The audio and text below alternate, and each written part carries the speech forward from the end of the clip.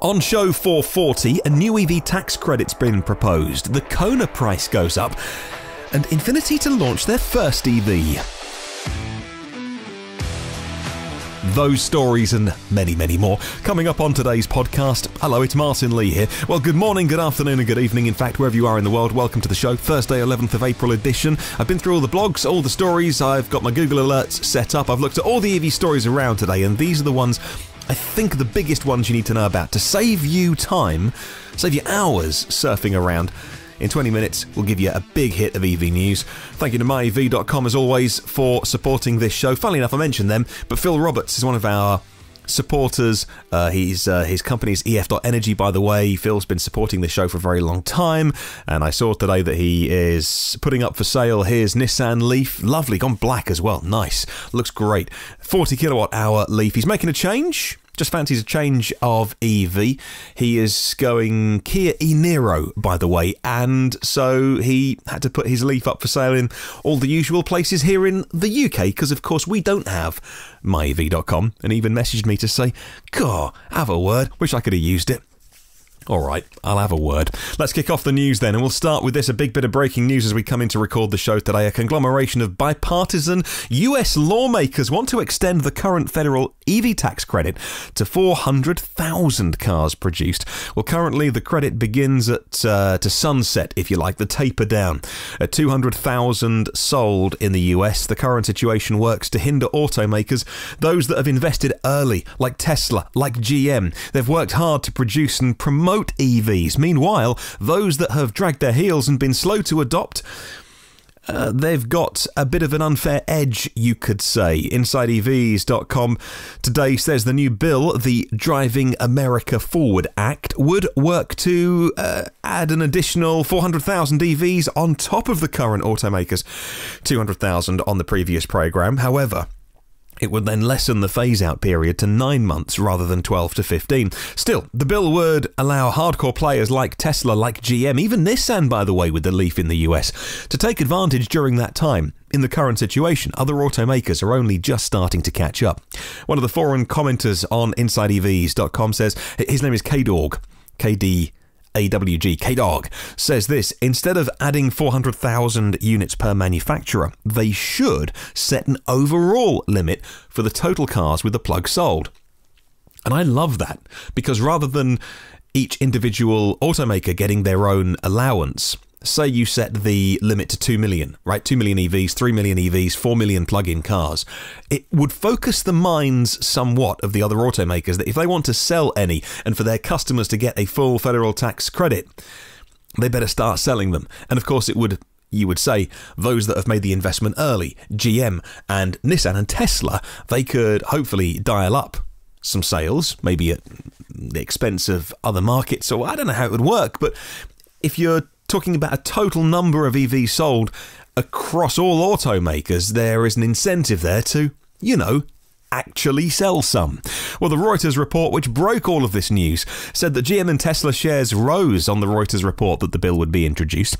Tesla shares recently traded up 1%, GM was up 0.2%. The proposal has strong backing from the automakers, the environmental groups, and many others as well, but it will face opposition. Last month, the White House proposed immediately eliminating the $7,500 tax credit, a move it said would save the US government $2.5 billion over the next 10 years. Senator John Barroso, a Republican who chairs the Environment and Public Works Committee, back in February proposed legislation to end the credit completely and impose a highway user fee on EVs to pay for road repairs. I'll throw a couple of links down in the show notes if you want to read more.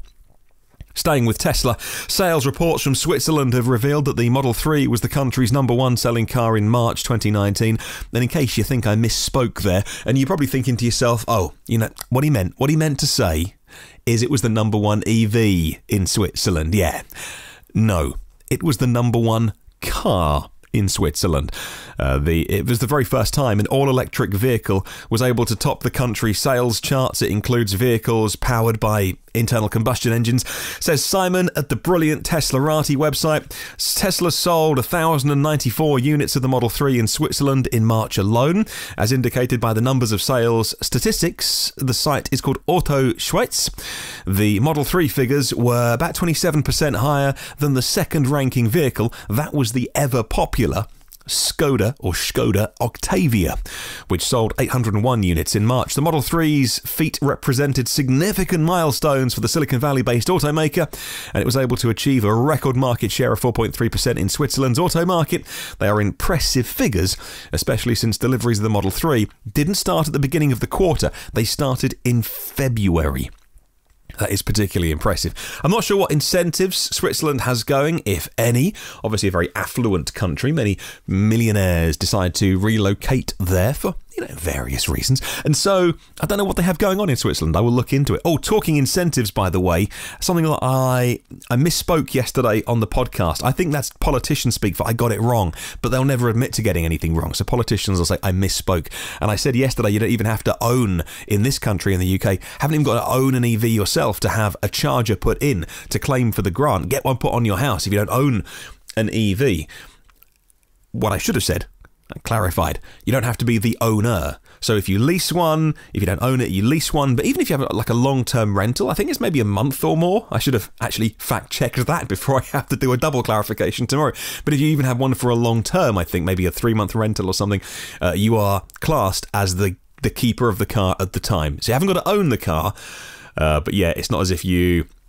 Because there's a list of cars here in the UK, which you have to say, I've got this one, please put a charger on my house, and then you get basically the free charger. There's a small amount to pay, depending on what electrician you choose. So there you go, that clears that one up. Let's talk about the Model S being chopped in half and having a rear end put on. A couple of people have done that. There's a company here in the UK, in Norfolk, actually, where I'm from East Anglia. I'm a Norfolk boy, I am, and they've done an amazing job with the Model S, right? I just said right because I'm thinking of Norfolk. That's how many of my relatives speak, by the way. I don't have the Norfolk accent. However, there is a company that's done exactly the same, but so far the pictures we've seen rather less sympathetically. InsideEVs has the details on, I can only describe it as a Frankenstein motorhome, and I don't want to be mean to anyone. The mastermind behind the project is a man called Travis Rabenberg, and you might expect his build to incorporate Tesla's Model S, X SUV rather. If you're going to build a motorhome, start with a biggie. But he hasn't. He started with the Model S. He's chosen a P90D. Rabenberg called it the Tesla Roma, like a Roma home. Check out the pictures on InsideEVs. What they've done is they've cut off the rear back half of the car and they've added a living space. Now, the picture online, I don't know whether it's a accurate representation. It looks like they've put a garden shed on the back of a car. I thought it was 1st of April, but it's definitely no April Fool. There's a pop-up roof, there's a bed inside it, there's provisions for water and a sink and a toilet also included. It looks like you can stand up inside the thing. And since you can't have an electric motorhome without solar power, the Tesla Roma incorporates solar panels with the ability to generate 1,000 watts of juice. It just doesn't look aerodynamic, as if you can imagine a shed on the back of a car wouldn't be the least draggy thing. Check out the pics. I'll put InsideEVs link in the show notes. Let's go to China now. You know I love talking about China because no one else is, and yet it's an EV powerhouse. Chinese electric vehicle makers have proliferated in recent years. Dozens have been sketching ambitious plans to enter the market. Some of the top competitors have spent, millions, frankly, showcasing their products. Places like CES to get all the glitzy glamour. But one hasn't. They're called Bordrin. Bordran. Bordrin Motor Corporation, on the other hand, have been keeping very quiet. Says Automotive News China. Since its founding 3 years ago, the former Ford senior engineer Qiming Huang at Bordrin, they've concentrated on building cars. The results of the first efforts will be seen by outsiders for the very first time. Maybe by the time you listen to this, you've seen it. This week, the company will unveil its first production model. It's called the B31. It's an SUV. In the premium segment concept that we hear is feasible for them to go into. The debut takes place today, Thursday, April 11, at a company event. It's before the Shanghai Auto Show, which sees the public getting involved from April 16th. Let's talk about the Hyundai Kona. Not about dealer price gouging this time, but instead Hyundai have genuinely but quietly raised the price. The manufacturer's recommended price for the Kona Electric. According to Stephen Loveday, he's written an article for InsideEVs.com, which says that the Hyundai Kona's electric price has only kind of gone up by not too much, $500. It may make no difference in the end because, frankly, that's the price that they suggest that their dealers sell it at. Now, it's not such a common practice here in the UK.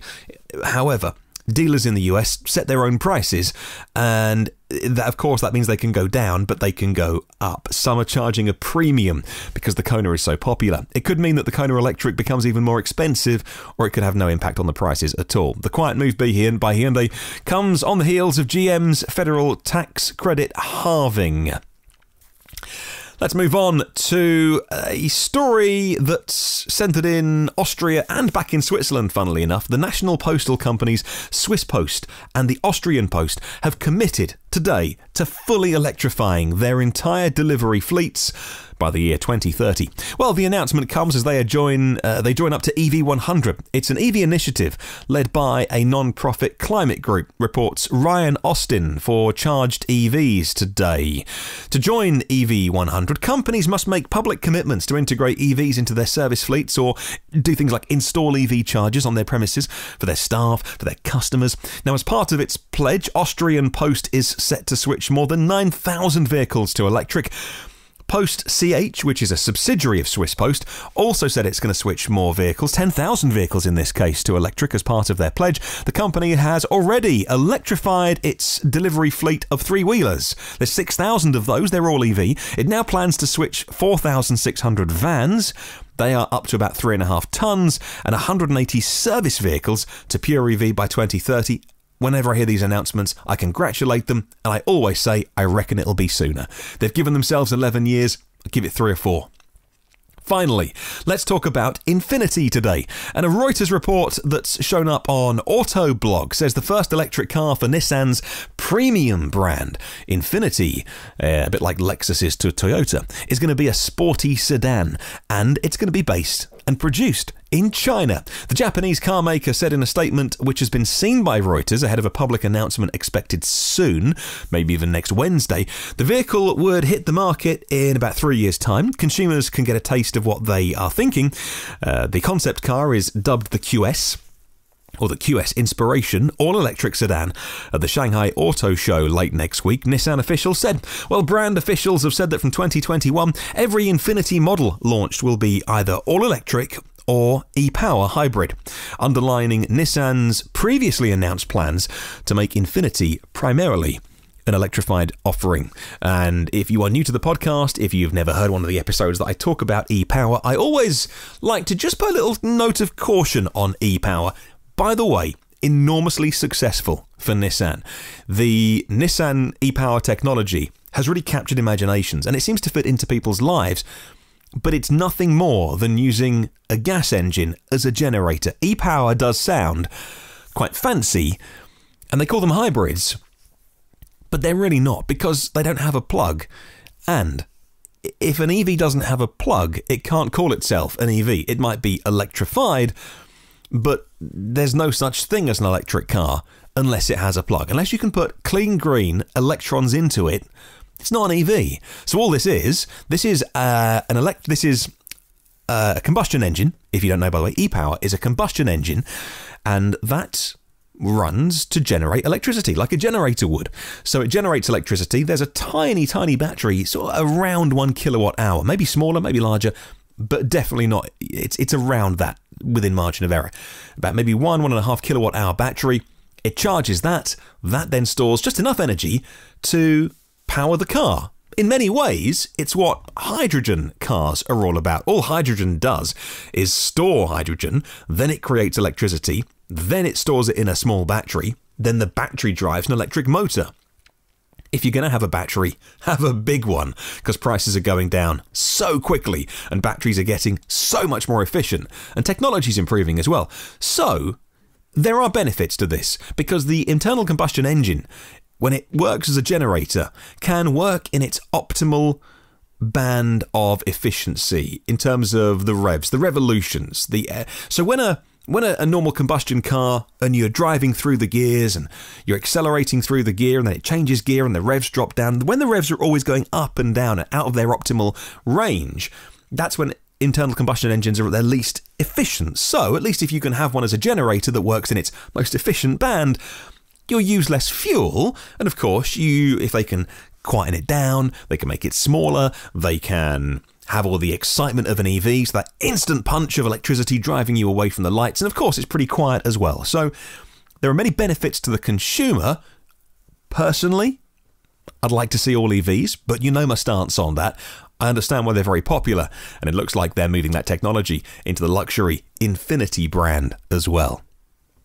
I do suspect that EV technology, the batteries and the motors, will improve so much in such a short time that all of these clever technologies will eventually be made redundant when people realise they can just get a really great EV at a great price. Let's move on to our question of the week, talking of EVs at great prices. Thanks to myev.com for setting this. You can keep your comments coming in. It has been ridiculously popular this time. It's captured imaginations again. And we're asking you this week, would you buy a very high mileage EV? Would you buy, and I've been like 250,000 miles or more, a very high mileage EV? I ask that because things like the motor, the electrics, the battery is going to show minimal degradation. But there are things that are on every other car that if you've had a car do 100,000 miles, you had a diesel or a petrol do 100,000 miles, you know it's not just the engine that wears, it's everything else. It's the brake discs, the brake pads if they haven't been replaced, or the rotors as you might call them. It is the suspension parts. Maybe it's the wheel bearings because they're going to have gone around 250,000 miles worth of times. Or is it worth the risk to get a great price? EVs are proving incredibly resilient. I'd love to know your thoughts. You can email me, hello@evnewsdaily.com. Check out Facebook and the YouTube comments as well. Okie doke, time for the endy bit. Thank you to 210 patrons of the show. Patreon is a website that you can support your favourite creators, whether that is songwriting, making music, art, a few things on there that aren't safe for work, but hey, gotta earn money somehow, and people who podcast as well. And you can go on to Patreon, patreon.com/evnewsdaily if you'd like to support creators, people who give you. It means that I have 210 bosses of this show, and so I'm sure there are times when I report on something on the show that every car manufacturer, isn't massively keen on, but say Ford was a sponsor of this show, you would, and if they were paying thousands of dollars a month, it would impact the editorial. So I love the idea of small creators like me having that ability to have a community as well. I love having 210 people that I can interact with on Patreon. So there are 438 previous shows online for free where you get your podcasts from. If you go to the blog, you'll find it there. If you hit subscribe on your favourite podcast app, maybe it's iTunes or Google or Android or Spotify, then hit subscribe. You get the show automatically, first and free, every single day. If you can take 2 minutes just to leave a little review, it'd be amazing. And there's also an Alexa skill that I've finally fixed, so we update a little 2-minute version of the news onto that as well. It's a free download. One of our listeners in Germany couldn't get it. It looks like I got to learn some stuff about Alexa regions to make sure it's available everywhere. I didn't think it was geo-locked, but I'll look into that. In the meantime, come and say hi on Facebook, LinkedIn and Twitter. Just search EV News Daily. Have a wonderful day. I'll catch you tomorrow, and remember, there is no such thing as a self-charging hybrid.